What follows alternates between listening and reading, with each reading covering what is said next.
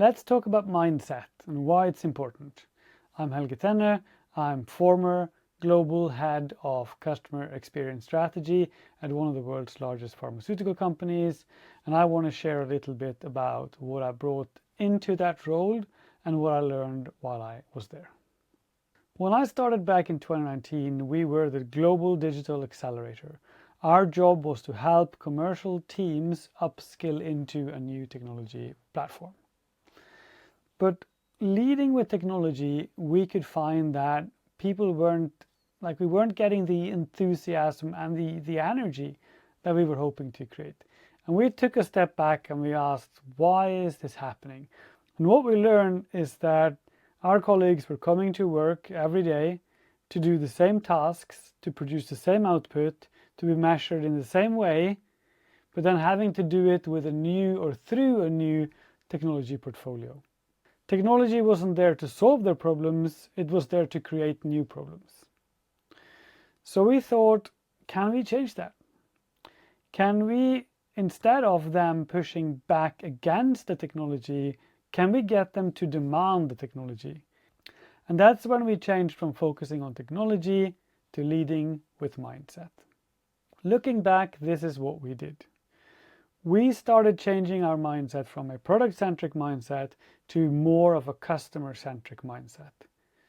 What happens when you change the mindset is you change the why you're doing what you're doing. So you change from my job is to talk about products to my job is to understand and help customers. Now, when you change the mindset, you change the language and you change the questions you ask. Now, when you change the questions you ask, you also need new data and new insight to answer them. And with new data and new insights, you get new ideas and you see new opportunities and you see new experiences that you can create. And these new opportunities and experiences, they demand new technologies and new competencies to be delivered. And new technologies and new competencies needs new skills, new talent, new ways of working. And all of it needs the most powerful force in any organization to change how people are measured and incentivized. What we learned was that when we started with mindset, we were able to nudge the first one and every one of the consecutive dominoes kept falling into place. So that's why mindset is so important. Because depending on what you want to create or want to change, if you're not working on the mindset part, then the reason for changing anything else almost disappears. Now, as you can see from the former slide, we changed a lot of stuff. Now, how did we find out what those things are? It turns out that when you make a team customer-centric, it's like putting a Ferrari engine into an old Fiat. Because the old Fiat is constructed to serve a product-centric organization. It's quite good at it. But a product-centric organization asks different questions, needs different data, comes up with different opportunities and experiences, needs other technologies, new skills, and different ways of working. As you put the customer into the center of that, you suddenly get an organization that needs new things. Now, we were working with two types of mindset changes. We were working with customer mindset and then systems mindsets. And I want to talk you through both of them. So let's start with the customer mindset. What we found is that the way for us to start changing the customer mindset came through jobs to be done. So jobs to be done is a theory about what creates value for the business. Jobs to be done suggests that what delivers value to a business are their customers. This is based on one premise, that what leads customers to buy products is a need, is a motivation to achieve something. So the first thing you would do once you agree with that premise is to look at what kind of data do we have in order to help us use customer motivation as a part of our decision making. And what you would find is that a lot of organizations has a lot of behavioral data or sales data. This is the what data, like what are people doing, what has happened. But what you most likely will also find is that very few organizations have data about motivation. So how do we know what motivates customers? Like what data do we need? I would assume most organizations have this data gap. If you believe that a customer is critical in order to drive value to the business, and what's critical to understand is what motivates these customers, then you need to know about their motivation. So one of the things that influences motivation is the situation people are in or their context. My proposal is that we over-exaggerate how important people are, because people are not a good indicator of what is happening or why people are doing what they're doing. Situations are. So if you look at a human being, you'll find that they show up in situations all through the day. If you want to help someone, it doesn't help understanding them. It helps understanding what they're trying to achieve. So let me give you an example, just to show you how different situations are so critical compared to people.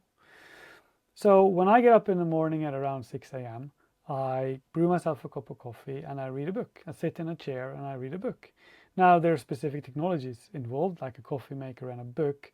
There's routines involved, like brewing the coffee, reading the book, having a great time. And there's a certain set of needs and desired outcomes. Now, at 7, my alarm goes off and my world completely changes. I put away my book, I go upstairs, I wake up my kids, I drag them downstairs, I feed them, and I push them off to school. So, completely different situation. It's the same me, just a minute apart, and everything changes. The technology changes, the routines change, the participants change, the measures of value and the needs change. Understanding me between 7 and 8 isn't going to help you understand me at all between 6 and 7. Now, one last thing about the customer mindset. So if you, up on the top right, you can see an icon, which is the Venn diagram. Now, the Venn diagram gives us instructions for how value is created. It's saying that if we offer the customer something that creates value to them, they will do a job or a behavior that brings value back to the business. And this can be measured. What you can do is you can create a line of sight from work to value, from strategy to execution. You can create a chain of measures that helps you understand where and how you're producing value, where you're performing, where you need to increase investments, and where you're in a good place. So the first thing you would measure is engagements. Are the right people engaging with us at the right price? And is that engagement of high value to them? Great. But engagement is not value. Engagement is engagement. So you need to go to the next step. So the next thing you ask is, does the engagement produce value to the customers? And so with us, we simply find out, and I think this is general to all pharmaceutical organizations, they produce a lot of content to help physicians learn. The reason a physician visits you is to learn something. Why don't you measure that? Now, the next thing you want to make sure is that that value leads to the job being done, or leads to the behavior change that you're hoping for. So you measure the behavior change. You measure if the customer is doing what they should be doing for them to achieve what they need in order for you to unlock that value and achieve what you need. The last thing you need to check is that if the behavior change actually leads to value back to your business. So the last element of the chain is the business value. Any organization that subscribes to this mindset can easily measure the chain of events leading from the outputs we create to the value it creates, from our strategy to our execution. So the second mindset I want to share or talk about is the systems mindset. Because the closer you get to the customer, the more you realize you're too close. Because you admit that the customer doesn't influence everything, they influence something. And you don't want to ignore the other things. And so a system mindset helps you include the customer and everything else, or everything that is knowable by your team. So what is a systems mindset? Well, I'm going to steal this from Russell Ackoff, but he says that if you compare systems thinking to analytical thinking, what analytical thinking is, which is common in the Western world, is that if we want to understand something, we break it apart. We understand the parts, we put them all together, and we understand the whole as the sum of its parts. So if I wanted to understand a car engine, I'll pull the car engine apart, I'll understand the components, I'll put it back together again, and I understand the car engine as a sum of its components. But in systems thinking, you take a step back and you say, hang on a minute, the engine is not only the sum of its parts, is also a part in something else. And so you look at the bigger picture. You look at what the engine is a part of. And in this case, you realize it's a part of a car. And you see that the car won't work without the engine, but at the same time, the car won't work if other elements are missing too. So you figure out, in order for the engine to produce the value it's supposed to produce, what are the elements that are needed, what are the relationships and connections and influence in order to create something that works. What I think most organizations suffer from is that we don't spend enough time thinking about the models we use to describe the world. What we could see happening was that when you put your data into a framework like this, it's so simple that you remove almost all of the possible insights.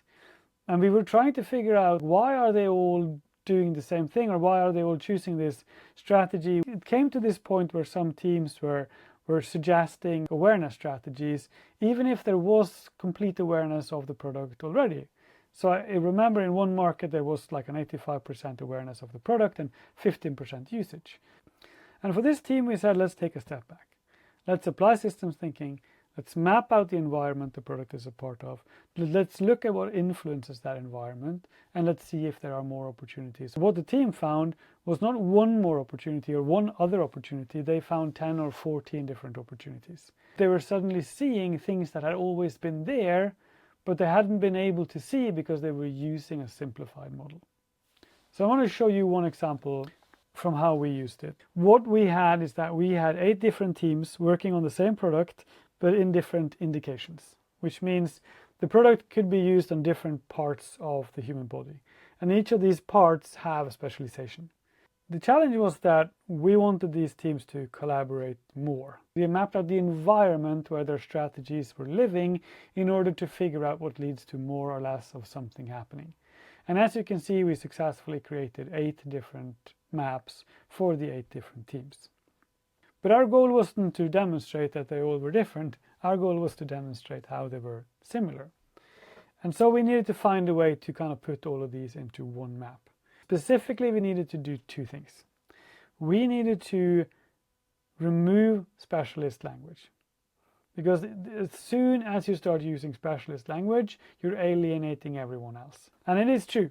These were specialist teams, but at the same time, if you looked at it from a different perspective, you could see that even if the physicians were specialists within these different areas of the body, they were all literally doing the same thing.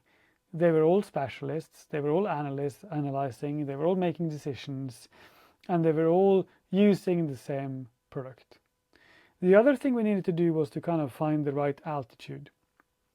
So we needed to identify where do these, like most productively, where do these teams have something in common? And what we found was the patient. They all go through the same process, same mental and physical stress. They all meet with the same medical system. They very often meet with the same teams and experts even. We said, let's lift our focus from down there to up at the patient level. Let's remove the specialized language and let's see what we get. This is what we get. Now, again, it's fogged up, so you can't see the content, but you can kind of see the visualization. And so we brought this map back to the teams and we asked them, like, is this your map? And they all agreed, yeah, this is my map. This is what the environment that I operate in looks like.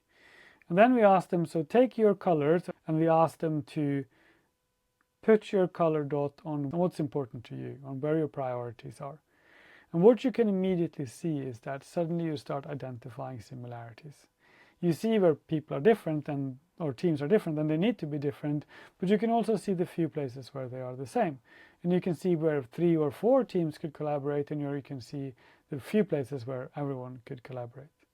So this helped us create this shared environment, this shared language, this shared understanding, and also this clear visualization of the opportunities for collaboration and co-creation across the teams. So that's what I wanted to kind of introduce to you and share with you, to share with you how important mindset is and what kind of changes you can get in both transformation and differentiation when you apply a different mindset.